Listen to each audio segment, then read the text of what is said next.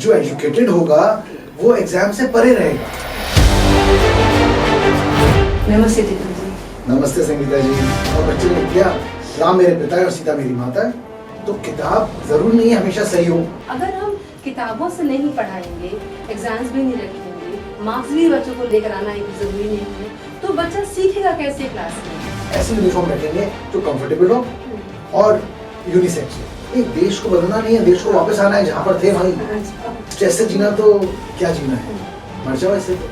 तो मैं तो आराम से कह सकती हूँ कि sunshine school is a children centric school.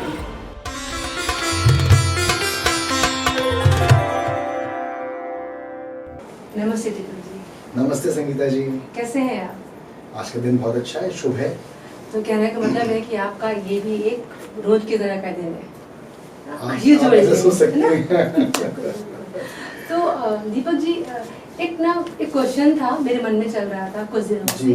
मुझे पूछने का मन था, तो सोचा कि क्यों नहीं आप इसी बहाने सब लोग को उसके बारे में पता चल जाएगा। जरूर। तो मेरा क्वेश्चन ये है कि आज के इस कंपटीशन वाले ज़माने में आपको ये आइडिया, ये थॉट कहाँ से आया कि हमारे स्कूल में हम कंपटीशन का शब्द यूज ही नहीं करेंगे? तो ये जो कंपटीशन की बात है ना, जब मैं स्कूल शुरू किया मैंने, और उससे पहले भी हम लोग एक बिजनेस करते थे नेटवर्क मार्केटिंग का, और वहाँ पर उन्होंने हमको सिखाया था कि आपको सिर्फ अपने से अच्छा होना है। और वहाँ मैंने देखा जो माहौल था ना, वो ऐसा था कि आप दूसरों को हेल्प करेंगे तभी आप ग्रो करेंगे। तो वहाँ पे कंपटीशन तो कुछ था ही नहीं। तो मैंने देखा कि दुनिया में कंपटीशन नाम की तो एक सिर्फ एक फालतू की चीज़ है, उसका कोई महत्व नहीं है। तो जब मैंने और 10-12 लोगों से बात करी, इस पर थोड़ी और रिसर्च करी, तो मुझे लाइक माइंडेड बहुत लोग मिल गए। और फिर मैं कृष्णा मूर्ति स्कूल में गया, वहाँ पे 9 दिन रिट्रीट करी। वहाँ उनका स्कूल पूरी इसी तरह चलता है। तो मैंने कहा ये तो बढ़िया तरीका है, क्योंकि हर एक व्यक्ति कॉम्पिटेंस बिल्ड करके आगे बढ़ सकता है। मैंने एक उसमें उस टाइम पे पीटी उषा जी बड़ा अच्छा भागती थी, तो मैंने कहा वो वर्ल्ड चैंपियन है, और वर्ल्ड चैंपियन होने के बाद उन्होंने क्या किया, मालूम पड़ा कि उसके बाद वो कुछ कर ही नहीं पाई। क्योंकि अगर एक बार आदमी का एक पड़ाव पूरा हो जाता है, उसके बाद वो सोचता है कि मैं पहुंच गया। लेकिन ये मालूम है क्यों है? क्योंकि वो कंपटीशन में होते हैं, क्योंकि वो दूसरे को देख रहे होते हैं कि दूसरे से हम आगे निकल गए तो हो गया पूरा। लेकिन आप अगर अपने आप से आगे निकलते रहेंगे तो स्काई इज द लिमिट, कोई पीक है ही नहीं। तो इसलिए मैंने कहा कि हम अपने बच्चों को वही एटमॉस्फेयर देंगे जहाँ पर कि कंपटीशन के बजाय कॉम्पिटेंस बिल्ड करें वो, और अपने आगे बढ़ते चले जाएं, परफॉर्म करें और एक्सेल करें। और मैंने ये भी देखा है कि आप अपने इस थॉट के साथ में पिछले 20-22 सालों से चल रहे हैं। हाँ जी 22 साल कंप्लीट हो गए, 30वां साल चल रहा है। तो मतलब कंसिस्टेंटली आप उसको फॉलो कर रहे हैं। बिल्कुल। और मैं बहुत ही क्लियर हूँ इसमें, और मैंने बहुत जगह देखा कि कंपटीशन है ही नहीं। मैंने एक जगह देखा कि बोर्ड ऑफ डायरेक्टर्स की मीटिंग होती है, वो बड़ी बड़ी कंपनियां हैं, सपोज मान लीजिए पेन की कंपनी है, तो बहुत बड़े बड़े नाम हैं, सेलोन, लक्जर, रेनॉल्ड्स, लिंक पेन, बहुत बड़े बड़े नाम हैं। और सपोज मान लीजिए कोई एक कंपनी की मीटिंग हो रही है, वो क्या डिस्कस करते हैं? वो कभी ये डिस्कस नहीं करते कि दूसरी कंपनी कितना कर रही है। वो हमेशा ही डिस्कस करते हैं हमारी स्ट्रेंथ्स क्या है, हमने कहाँ पहुंचे, हमारा गोल क्या है, हमने वो पूरा किया कि नहीं किया, हम क्या कर सकते हैं और क्या नहीं कर सकते। अगर उनका मान लीजिए टर्नओवर 300 करोड़ है और दूसरा टर्नओवर कोई 800 करोड़ है, तो वो कभी 800 करोड़ के ऊपर नहीं देखेंगे, वो देखेंगे मैं 300 से 310 करोड़ या 320 करोड़ या 350 करोड़ कैसे पहुंच सकता हूँ। तो इसलिए कंपटीशन तो है नहीं, वो एक मिथ है।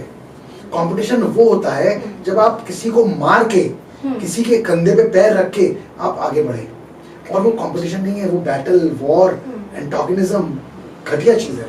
क्या बात है। तो इसका मतलब ये है कि हम कह सकते हैं कि आपके इस थॉट के पीछे बहुत सारा रिसर्च वर्क भी है, जो कि आपने देखा है कि होते हुए हो रहा है। बिल्कुल। अब उसी तरह हम अपनी बच्चों को लेके भाग मिल्खा भाग, वहाँ पे अगर आपको तो याद हो तो पहली जो रेस थी जिसमें मिल्खा सिंह हार गए, वो क्यों हारे? क्योंकि उन्होंने 1 सेकंड के लिए पीछे मुड़ के देखा और देखा कि वो पाकिस्तानी प्लेयर कितना दूर है, इतनी देर में उसने आगे ओवरटेक कर लिया, और वो लास्ट रेस क्यों जीते? क्योंकि वो खुद से, और उनको फ्लाइंग सिख का खिताब मिला क्योंकि वो फ्लाई कर रहे थे। उनको ना आगे देखना था, ना पीछे देखना था, ना किसी को देखना था, वो तो बस भागे जा रहे थे, अपने आप से ही गोल बना के आगे बढ़ रहे थे। तो वही मतलब हर ये मतलब लोग भी बताते हैं इस चीज़ को, मूवीज दर्शाती हैं इस चीज़ को। लेकिन हम पता नहीं समाज में क्यों इस चीज़ को समझ नहीं पा रहे हैं। आज की दुनिया में जहाँ पे एग्जाम्स एक तरीके से हावी रहते हैं, चाहे वो फैमिलीज में हो, चाहे बच्चों पर हो, चाहे मैं बोलूँगी पूरा एजुकेशन सिस्टम जो है वो एग्जाम्स पे ही डिपेंडेंट है। कौन कितने मार्क्स लेके आ रहा है, उस हिसाब से वो बच्चे के आगे बढ़ते हैं अपनी लाइफ में। लेकिन सनशाइन में मैंने देखा है कि आपके पास एग्जाम्स, मैं यहाँ पे काम कर रही हूँ पिछले 12 सालों से, और उसके पहले से ही आपका चला कि एग्जाम्स नहीं थे हमारे स्कूल में। ये आइडिया कहाँ से आपको आया और कैसे आप इसको अप्लाई कर रहे हैं अपने स्कूल में? फिर से वही बात है, अगर आदमी काम करता जाता है ना तो उसको टेस्ट करने की और एग्जाम करने की जरूरत नहीं है। लाइफ अपने आप आगे बढ़ती जाती है और जो वो सोचता है वो हो जाता है। अगर आप पुराना सिस्टम देखें, गुरुकुल सिस्टम देखें, या 1000 साल पहले की जो शिक्षा नीति थी वो अगर आप देखें तो उसमें कहीं एग्जाम का नाम ही नहीं है। अगर द्रोणाचार्य जी ने अर्जुन को धनुष बाण सिखाया तो उन्होंने एग्जाम नहीं लिया, उन्होंने तो बेटा ये चिड़िया मारो या ये एप्पल को गिराओ, बस। कोई एग्जाम नहीं होता था, सिर्फ एक प्रैक्टिस होती थी और एक गोल बना के उसको गोल को पूरा करते थे। अगर आज हम बच्चों को देखते हैं एग्जाम करते हैं ना, तो दोनों बच्चे, पेरेंट्स और आप बुरा माने आप टीचर हैं, लेकिन टीचर्स भी सिर्फ एग्जाम को माइंड में रख के ही पढ़ाते हैं, फिर उसके आगे पीछे कुछ सोचते ही नहीं है।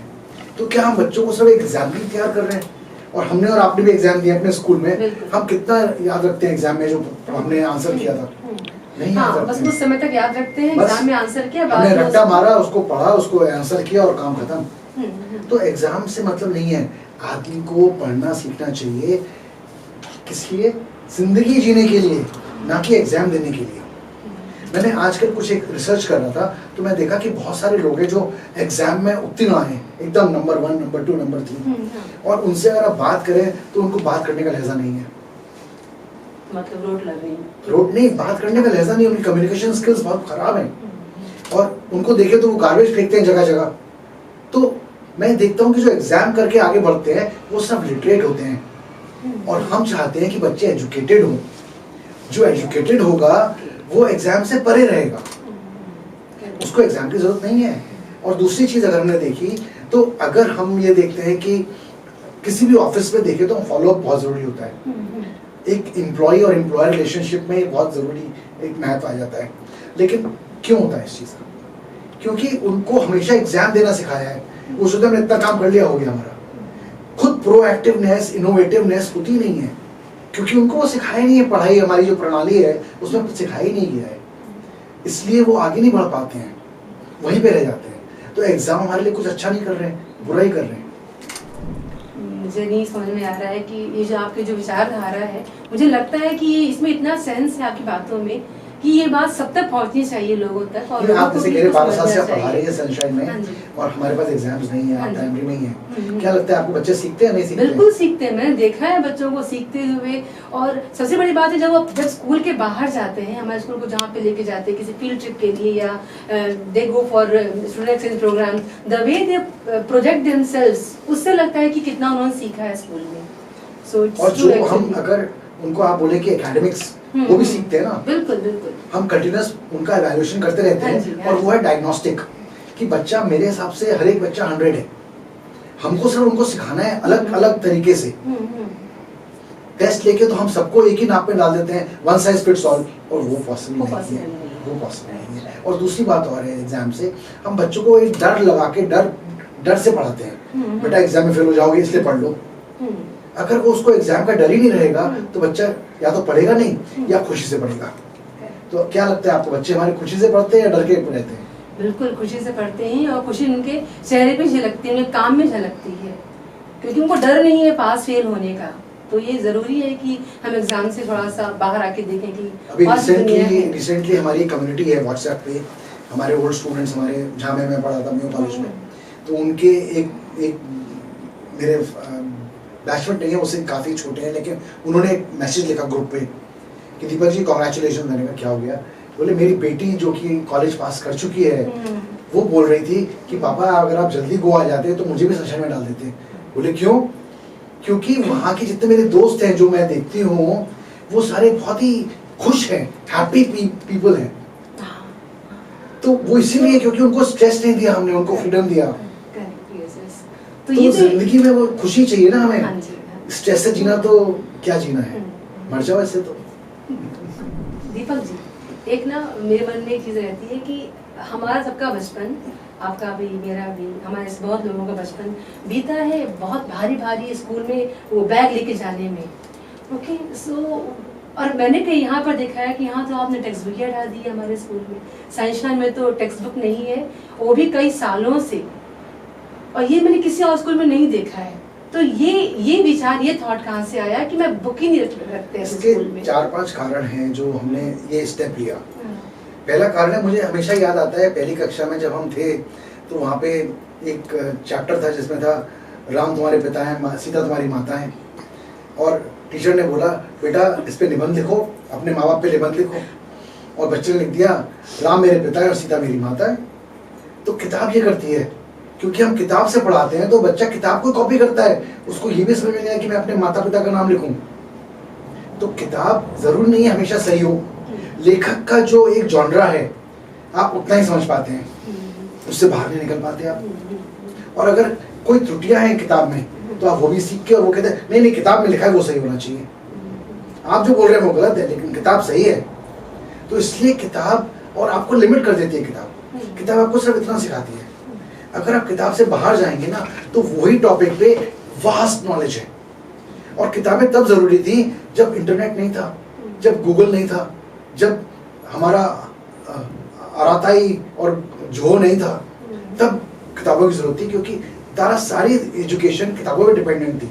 हालांकि मैं तभी बोलता हूँ कि बच्चा सीखता है सुनने से। अगर आप कहानियों के माध्यम से सिखाएंगे उसको या कुछ करके सिखाएंगे उसको एक्टिविटी के जरिए तो वो ज्यादा सीखेगा, ना कि सिर्फ पढ़ के। क्योंकि कुछ बच्चे होते हैं जो पढ़ के विजुअल पढ़ के सीख सकते हैं, बाकी सब तो कोई ऑडिटरी है, कोई कानेस्थेटिक है, तो डिफरेंट तरीके से सीखते हैं। तो इसलिए हमने कहा कि किताब हटा दो, बच्चे को वास्ट होने दो।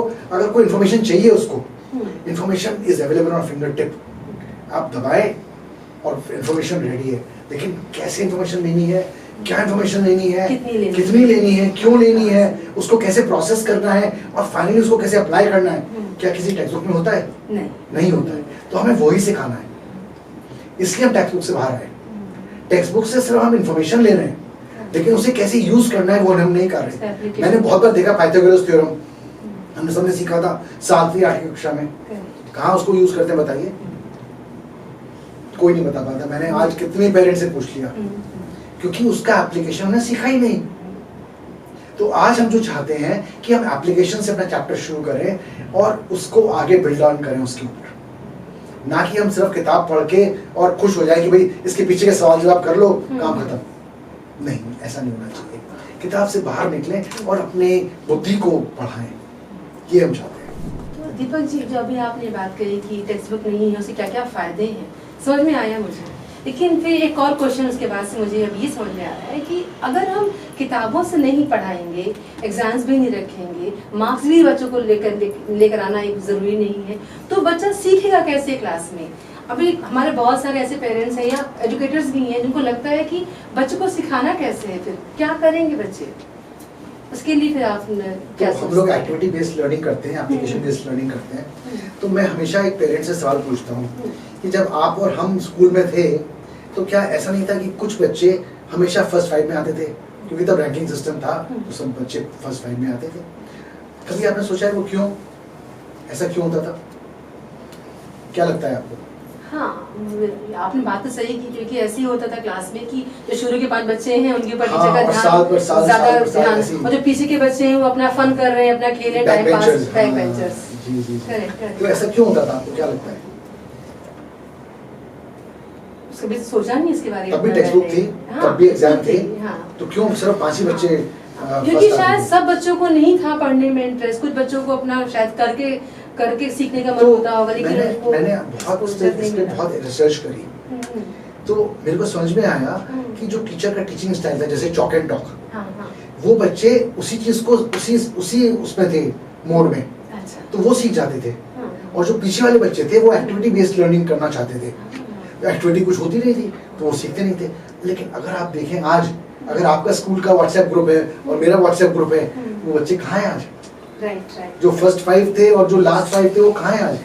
बहुत अच्छा कर रहे वो हैं, ज्यादा सफल हैं, दिखता है। ज्यादा कम की बात नहीं करेंगे, लेकिन सफल हैं। सफल हैं, क्यों? कुछ कर रहे हैं। क्योंकि उनको अपने तरीके से करने का मिला मौका मिला, तो वो कर पाए, आगे बढ़ पाए। अगर सबको हम बोल दें कि नहीं सबको इसी तरह से पढ़ना लिखना है, तो दुनिया रुक जाएगी। जो स्किल बेस्ड लर्निंग है वो तो खत्म ही हो जाएगी। कोई पेंटर है, कोई मैकेनिक है, कोई आपके इलेक्ट्रिशियन है, वो सब तो कुछ कर ही नहीं पाएंगे। और उसके बाद जो इंजीनियर्स हैं वो क्या करेंगे? किताब पढ़ के तो आप ड्राइविंग नहीं सीख सकते ना, क्या सीख सकते हैं? नहीं, उसको उतरना पड़ेगा, उसके लिए आपको स्टीयरिंग व्हील पे बैठना पड़ेगा ना, तो वो बहुत जरूरी है। इसलिए हमने कहा कि हम अपने स्कूल में एक टॉपिक को, एक चैप्टर को या एक चीज को अलग अलग तरीकों से पढ़ाएंगे। उसमें चॉक एंड टॉक भी होगा, वो ऑडिटरी भी होगा, विजुअल भी होगा, काइनेस्थेटिक भी होगा। हर तरीके से पढ़ाएंगे ताकि सब तरह के बच्चे उसका फायदा उठा सकें। दीपक जी, एक और सवाल।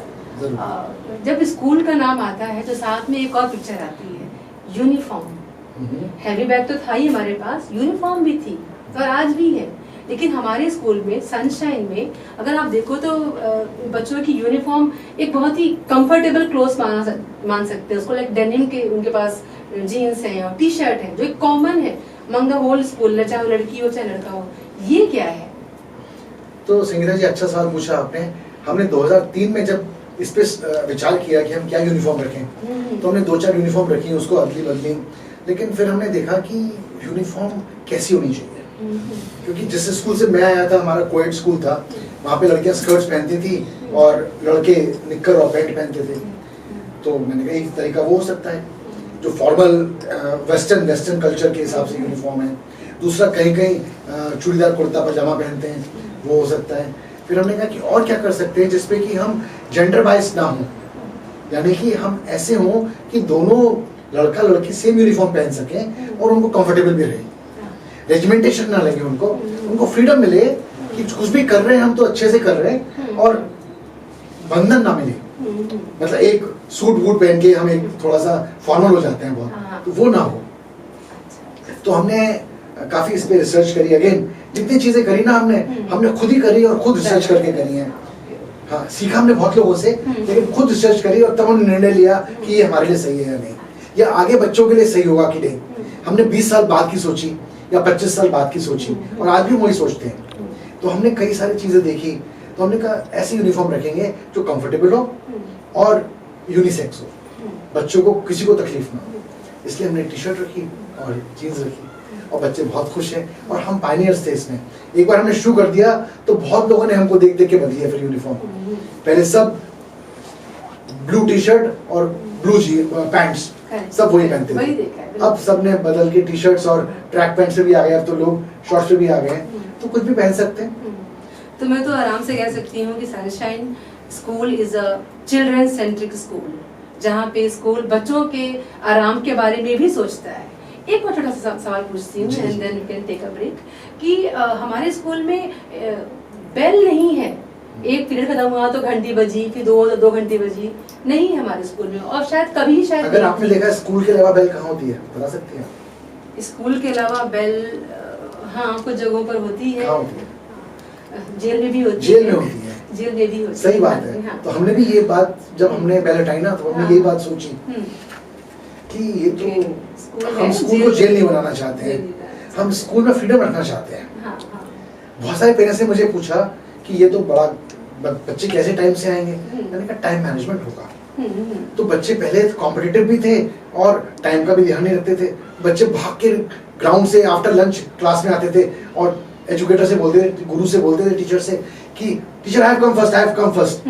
तो हमने टीचर्स को बताया कि आपको कैसे इनको रिप्लाई करना है। उन्होंने क्या रिप्लाई किया मालूम है? हाँ बेटा, you have come on time. आप टाइम पर आए हैं, फर्स्ट सेकंड कुछ नहीं होता, सबको समय पे आना है। पंक्चुअलिटी कहाँ से आएगी? आज मालूम है इंडिया में हम लोग मजाक बनाते हैं IST कि कोई भी पार्टी होगी तो IST से चलेगी, देर में आएंगे तो कि अगर 7 बजे का टाइम दिया तो 9 बजे तक तो दूल्हा दुल्हन स्टेज पे नहीं बैठेंगे।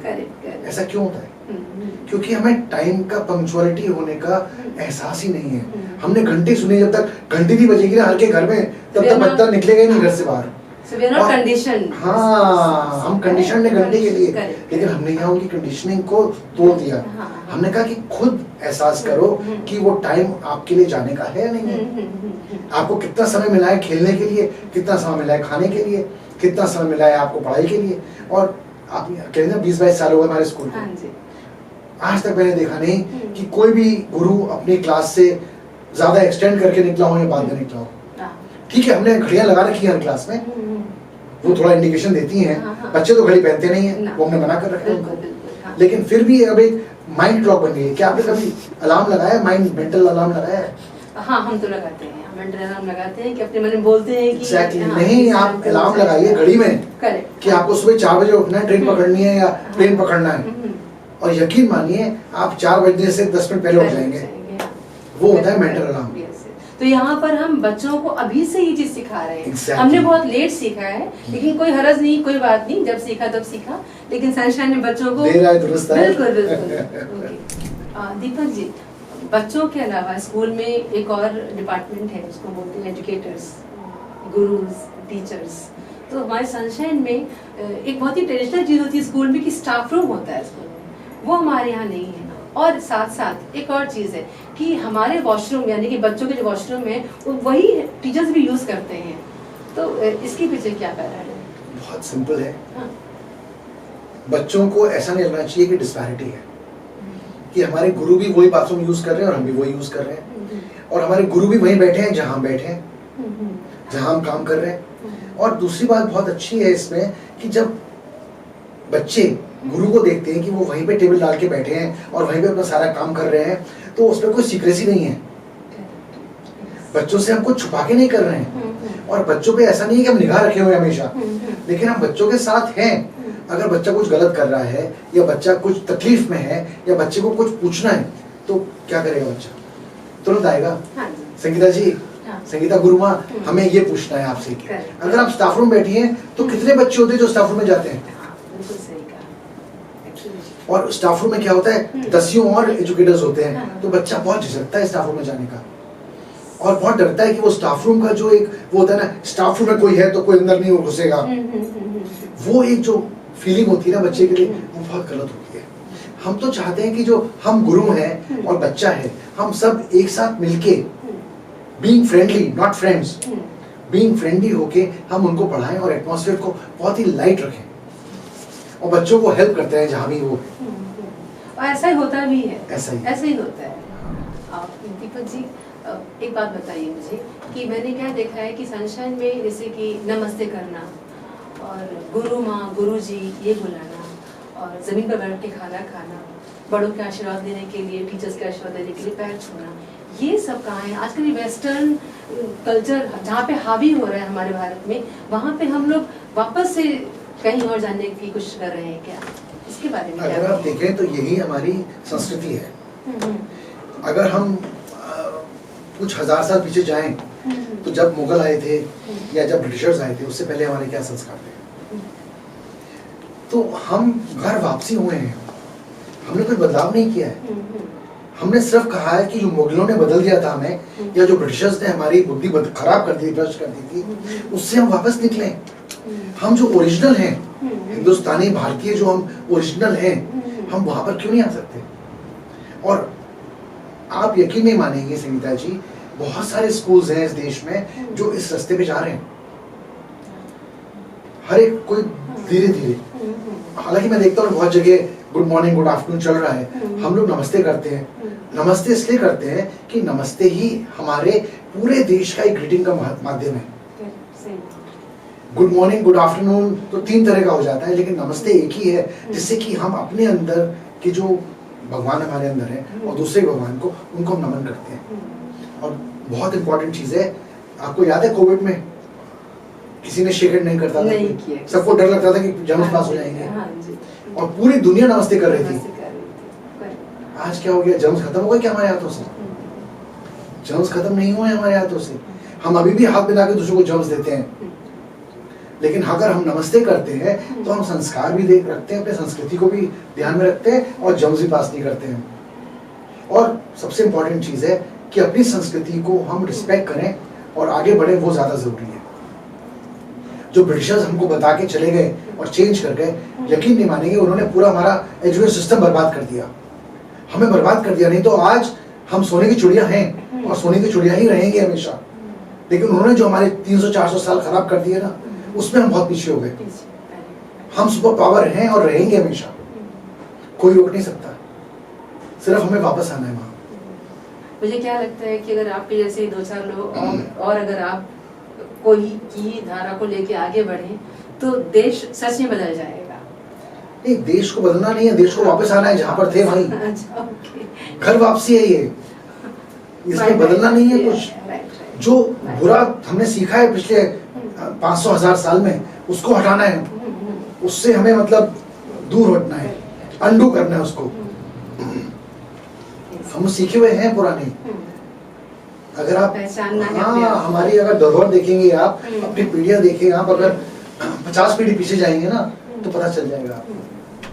दीपक जी, ये हमारे देश भारत में जो है, ये हर स्टेट में अपना अपना एक बोर्ड होता है, लेकिन सीबीएसई बोर्ड जो है वो कॉमनली ऑल ओवर इंडिया हर एक स्टेट में उसको बहुत ही ज्यादा ऊपर रखा गया है। ठीक है, हम भी उसको मानते हैं, हमारे स्कूल में है, लेकिन साथ ही साथ गोवा में पहली बार आईबी बोर्ड लेकर आए, वो आप हैं। तो ये मन में क्यों विचार आया कि सीबीएसई बोर्ड के अलावा भी किसी और बोर्ड को हम साथ में लेके चल सकते हैं? संगीता जी, जब हमने स्कूल शुरू किया ना, तो हमने सारे बोर्ड्स पे ध्यान दिया कि कौन सा अच्छा है या कौन क्या कर रहा है। अच्छा बुरा तो सभी अच्छे हैं, कोई बुरा तो कोई है नहीं, लेकिन सब कुछ अलग अलग तरीके से मूव करते हैं। लेकिन जब हमको एक्चुअली बोर्ड लेने की बात आई 2010-11 में, तब हमको लगा कि सीबीएसई बहुत ही प्रोग्रेसिव तरीके से आगे बढ़ रहा है। सीबीएसई, आपने जैसे सच बोला कि एक सबसे मेन इंपॉर्टेंट बोर्ड है इंडिया का, भारत का, और वो बहुत ही अच्छा बोर्ड है। आईआईटी के एग्जाम्स, नीट के एग्जाम्स, एनआईओएस और सब कुछ सीबीएसई के अंडर में ही है। तो सीबीएसई का सिलेबस जो है एनसीईआरटी का सिलेबस है, और वो एनफ है और अच्छा है, वही हम कर रहे थे। तो जब उन्होंने शुरुआत करी ना, तो उन्होंने बहुत नए नए पॉलिसीज लाई, जैसे कि एक लाए उन्होंने होम बोर्ड, कि आपको बोर्ड एग्जाम देने की जरूरत नहीं है, बच्चे अपना होम बोर्ड माने स्कूल में बोर्ड देंगे और कॉपी वही करेक्ट होगी, सिर्फ मॉडरेट होगी बाद में, और उसको आप मार्क्स दे सकते हैं। यानी कि फियर ऑफ एग्जाम वो खत्म करना चाह रहे थे, जो हम ऑलरेडी कर रहे थे। उन्होंने फिर किया पीएसए, प्रॉब्लम सॉल्विंग एनालिसिस, उसके बारे में उन्होंने बहुत बड़ा काम किया और मुझे बहुत अच्छा लगा। उन्होंने फिर किया ASL, assessment of speaking and listening and speaking, यानी कि आपका जो पढ़ाई है, जो आप सीख रहे हैं, वो सुनने से और बोलने से ही आता है, वो कर रहे थे। तो उन्होंने बहुत सारे ऐसे चेंजेस किए थे जिससे कि सीबीएसई एकदम ही डिफरेंट हो गया था और बहुत अच्छा हो गया था। उन्होंने कहा नो टेंशन, हम तो चाहते नहीं थे कोई फेल हो, क्योंकि फिर उन्होंने कहा जब एग्जाम ही नहीं तो फेल का मतलब ही नहीं है। हर बच्चों को आगे बढ़ाना है, कॉम्पिटेंसी बेस्ड लर्निंग, कॉम्पिटेंसी बढ़ाते जाओ, आगे बढ़ते जाओ। लेकिन 2017 में कुछ हुआ और वहां पर सीबीएसई ने यू टर्न ले लिया। गवर्नमेंट की कुछ पॉलिसी आई या कुछ उन्होंने चेंज किया, क्योंकि हमारे जो गवर्नमेंट स्कूल्स हैं सीबीएसई उनमें भी है, गांव में भी है, और वहां पर उनको लगा कि ये हम नहीं कर पा रहे। सीसी बहुत अच्छा पैटर्न था, जो कंटिन्यूअस इवैल्यूएशन मैंने बताया था आपको कि एग्जाम नहीं होता लेकिन सीसी करते हैं, कॉम्प्रिहेंसिव कंटिन्यूअस इवैल्यूएशन, जिससे कि बच्चे की पूरी हम जानकारी लेते हैं और उसको हम आगे बढ़ाते हैं, रूब्रिक बेस्ड। तो उसी को हम आगे बढ़ा रहे थे, लेकिन उन्होंने वो भी विड्रॉ कर लिया, एएसएल विड्रॉ कर लिया, सब कुछ विड्रॉ कर लिया। तो हमने कहा क्या करें। एक समस्या रही है मेरे संग हमेशा, क्योंकि मैं एजुकेशनिस्ट नहीं था, मैं एक बिजनेसमैन था, इंडस्ट्रियलिस्ट था, और जब मैं एजुकेशन में आया तो मैंने ना बीएड किया ना एमएड किया, अपने सीख के और एक्सपीरियंस से ही आगे बढ़ा। तो जो टीचर्स थे वो कई बार ये सोचते थे कि जो बोर्ड कहता है वो ज़्यादा इम्पोर्टेंट है, जो दीपक जी कहते हैं वो तो पता नहीं क्यों कह रहे हैं। तो मैंने कहा कि अगर मैं आईबी बोर्ड ले लूँगा तो आईबी भी उसी रास्ते पे है जिसपे कि मैं चलना चाहता हूँ। हालांकि मैं नहीं चाहता था कि वो डिक्टेट करे, मैं चाहता हूँ कि हमारी जो फिलॉसफी है, जो आपने जैसे बोला ना, सब कुछ हमने खुद ही किया, रिसर्च करके किया, उसी पे चले, सनशाइन फिलॉसफी के हिसाब से, सनशाइन प्रैक्टिसेस के हिसाब से चले। लेकिन एक आईबी को लाना पड़ा ताकि जो एजुकेटर्स वो भी समझे कि जो दीपक जी बोल रहे हैं वही बोर्ड भी बोल रहा है, इसलिए हम आईबी को लाए। 2017 में सबसे पहले मैं और पट्रिशा जी हम दोनों बॉम्बे गए, बिना एफिलिएशन लिए हमने ट्रेनिंग ली 3-3 दिन की, और कुछ प्रैक्टिसेस हमने उनकी जोड़ी अपने साथ, और फिर 2018 में हमने अप्लाई किया, और फाइनली 2019 में हमने कैंडिडेसी ली, और 2020 में हम ऑथराइज हो गए। तो हमने 2017 से प्लानिंग शुरू कर दी जब सीबीएसई ने छोड़ा, लेकिन हमारा हमेशा से रहा है कि कुछ भी करो तो पहले खुद तैयार हो जाओ, ट्रेनिंग ले लो, उसके बाद दूसरों को दो। तो पहले हम ट्रेन हुए, हमने अपने स्टाफ को ट्रेनिंग दी, बहुत सारी ट्रेनिंग्स दी हमने बिना आईबी के एफिलिएशन के, ताकि हमारी टीम तैयार हो जाए। तो हम जो भी करते हैं इतना ट्रेन होके करते हैं कि अपना माइंडसेट, क्योंकि सबसे इंपॉर्टेंट है टू अनलर्न एंड रीलर्न। तो पहले उन्हें अनलर्न करना था, फिर रीलर्न करना था, क्योंकि सीबीएसई को हटा रहे थे, हम हटा नहीं रहे थे, लेकिन उन्होंने जो चेंजेस किए थे उनको हम कंटिन्यू रखना चाह रहे थे। तो हमने पीवाईपी को पूरा आईबी बना दिया, और सीबीएसई में हमने 7th to 12th हमने सीबीएसई रखा, और अब हमने 11th 12th में भी आईबी का ऑप्शन दे दिया है। तो इस वजह से हमने सीबीएसई से मतलब सीबीएसई भी अभी एनईपी के साथ अगर अच्छे से मूव करेगा, मैं उनको बुरा नहीं कहता, लेकिन उनको देश के साथ चलना है, उनके 27,000 स्कूल हैं, तो उनको सबको साथ लेके चलना पड़ेगा। तो ये समस्या है। इतने सारे बदलाव आप लेकर आए, मतलब मैं तो काउंट करती रही, लेकिन बाद में मैंने काउंटिंग छोड़ दिया क्योंकि बहुत सारे थे। तो मैं जानना चाहूंगी, ना ही मैं बल्कि मैं चाहती हूँ कि बाकी लोग भी ये क्वेश्चन आके पूछें आपसे कि और अभी आप क्या क्या बदलाव लेके आना चाहते हैं हमारे देश के भविष्य में, क्योंकि ये बच्चे हमारे देश का भविष्य, दे सूत्रधार हमारे देश के हैं। तो आप क्या क्या बदलाव लेकर आना चाहते हैं? आप बताना चाहेंगे कि आप पहले इसको रिसर्च करेंगे? मैं यही कहना चाहता हूँ कि मन में बहुत कुछ है बदलाव के लिए, लेकिन मैं ये सोचता हूँ कि जो पहले हमने ऑलरेडी बदलाव शुरू किए हैं उनको हम पूरी तरह से कर लें, पूर्णतः कर लें, और जो आगे आने वाला समय है उसके लिए अपने बच्चों को तैयार कर लें। और इन बदलावों की और जो आने वाले हैं वो काफी है मेरे मन में, लेकिन उनके बारे में कभी और चर्चा करेंगे। आज काफी बातें हो गई हमारी।